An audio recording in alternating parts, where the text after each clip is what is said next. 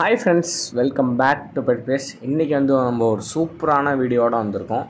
நம்ம ரீசெண்டாக திவாலியா பார்க் போயிருந்த வீடியோ போட்டிருந்தேன். நான் அன்றைக்கே அந்த வீடியோவிலே சொல்லியிருந்தேன். காலையில் திவாலியா பார்க் போயிருந்தோம், சாயங்காலம் ஓப்பன் ஜீப்பில் ஒரு ஃபாரஸ்ட் சஃபாரி போயிருந்தோன்னு. அந்த சஃபாரியோட வீடியோ தான் இது. நான் ஸ்டார்டிங்கில் எங்களோட பழைய எக்ஸ்பீரியன்ஸ்லாம் வச்சு அவ்வளோக்கா எதுவும் பார்க்க மாட்டோம்னு நினச்சேன். ஏன்னா நாங்கள் இதுக்கு முன்னாடி ஆனமலையிலையும் இந்த மாதிரி ஓப்பன் ஜீப் சஃபாரி போயிருக்கோம், முதுமலையிலையும் போயிருக்கோம். ஆனால் அங்கெல்லாம் நாங்கள் எதுவும் பார்க்கல. அங்கெல்லாம் டைகர் ரிசர்வ் அந்த மாதிரி இருந்துச்சு.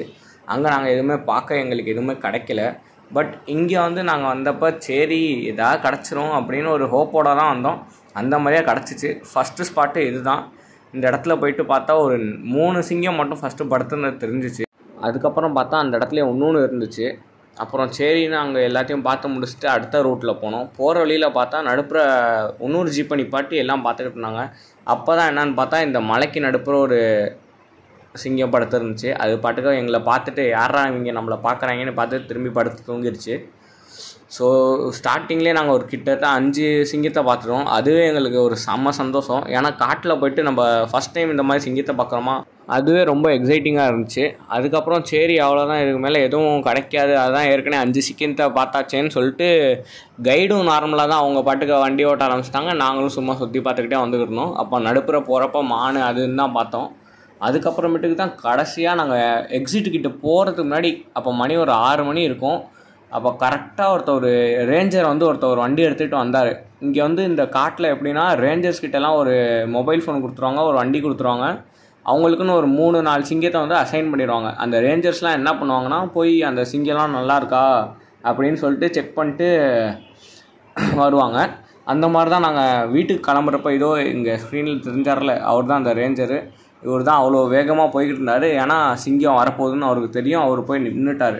அதை பார்த்துட்டு எங்கள் கைடும் அப்படியே வண்டியை நிப்பாட்டி இங்கே சிங்கம் வரப்போகுதுன்னு சொல்லிட்டு காமிச்சாங்க. அப்போ தான் பார்த்தோம் அங்கே காட்டில் அந்த மலை மாதிரி இருந்த பகுதியிலேருந்து மேலேருந்து அப்படியே நடையோட எப்படி வருது பாருங்கள்.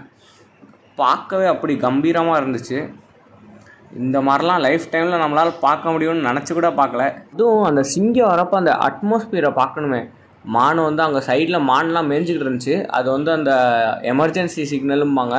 அந்த சிக்னல் ஒரு சவுண்டாக ஒரு டிஃப்ரெண்ட்டான சவுண்டில் அது கத்தும். அந்த சிக்னல் கொடுத்துச்சு. அப்புறமேட்டுக்கு மேலே வானத்தில் ஒரு 2 பறவை அப்படியே ஒரே இடத்த சுற்ற ஆரம்பிச்சிருச்சு, ரவுண்டு போட ஆரம்பிச்சிருச்சு.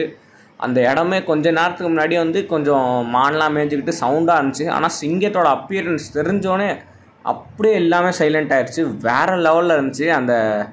அந்த இடத்துல இருந்ததெல்லாம் நினச்சா இப்போ கூட கூஸ் பம்ப்ஸ் வருது. ஸோ அப்படி ஒரு சீனு. அங்கேருந்து இறங்கி அந்த சிங்கம் போயிட்டு அங்கே கொஞ்சம் நேரத்துக்கு தண்ணி குடிக்கும். தண்ணி குடிக்கிறது ஒரு கிட்டத்தட்ட 1/4 மணி நேரத்துக்கு தண்ணி குடிக்கிட்டு அவ்வளோ தண்ணி குடிச்சிட்டு அங்கேயே உட்காந்துருந்துச்சு. அதுக்குள்ளே நாங்கள் இந்த மாதிரி வீடியோ ஃபோட்டோஸ் எல்லாம் எடுத்துக்கிட்டு இருந்தோம். எடுத்து முடிச்சோன்னா கடைசியாக ஒன்று நடக்கும் பாருங்கள். நாங்கள் எதிர்பார்க்கவே இல்லை. இதுதான் லைஃப் டைம் எக்ஸ்பீரியன்ஸும்பாங்க போல். எங்கள் ஜீப்பையே தாண்டி எங்கள் ஜீப்பை க்ராஸ் பண்ணி போணுச்சு.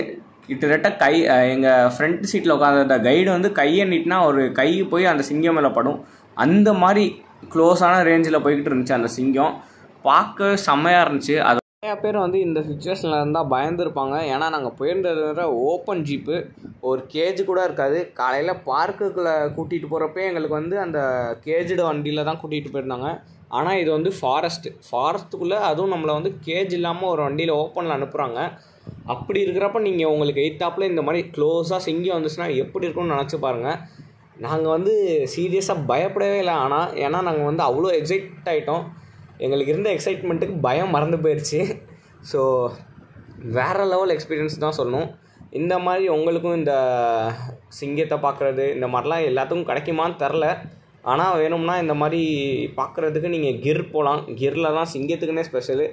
கிரில் எப்படின்னா சிங்கம்லாம் ஊருக்குள்ளே மாடை அடிச்சுட்டு போகும், நாயை தூக்கிட்டு போகும்பாங்க. அந்தளவுக்கு இருக்கும் கிரில் சிங்கம். ஸோ இந்தியாவிலே குஜராத்தில் தான் கிரில் தான் சிங்கம் நிறையா இருக்குது. அங்கே போய் பார்க்கலாம். ஸோ இதுதான் நான் சொன்ன மூமெண்ட்டு. பாருங்கள் எங்கள் வண்டியை எவ்வளோ க்ளோஸாக க்ராஸ் பண்ணோன்னு. இந்த இடத்துல தான் நான் கடைசியாக செல்ஃபி எடுத்துக்கிட்டேன். அன்றைக்கி வேறு ஓரளவுக்கு நல்லாவே வெயில் அடிச்சிச்சு. ஸோ வெயிலுக்கு தான் தாகத்துக்கு தண்ணி குடிக்க போணுச்சு போல். சிங்கம்லாம் நைட் ஹண்டிங் அனிமல்ஸ். அப்படின்னா நைட்டில் மட்டும்தான் அது வேட்டையாடும். அதுக்கு தான் வேட்டைக்கு நல்லா தயாராகிட்டு போயிடுச்சு போல். காட்டுக்குள்ளே போயிடுச்சு அன்றைக்கி நைட்டு என்ன வேட்டையோ. அப்புறமேட்டுக்கு எங்களுக்கு அந்த கைடு வந்து ஒரு செமையான இன்ட்ரெஸ்டிங்கான ஒரு விஷயம் சொன்னாங்க. நான் உங்கள்கிட்ட ஷேர் பண்ணிக்கணும்னு நினச்சேன்.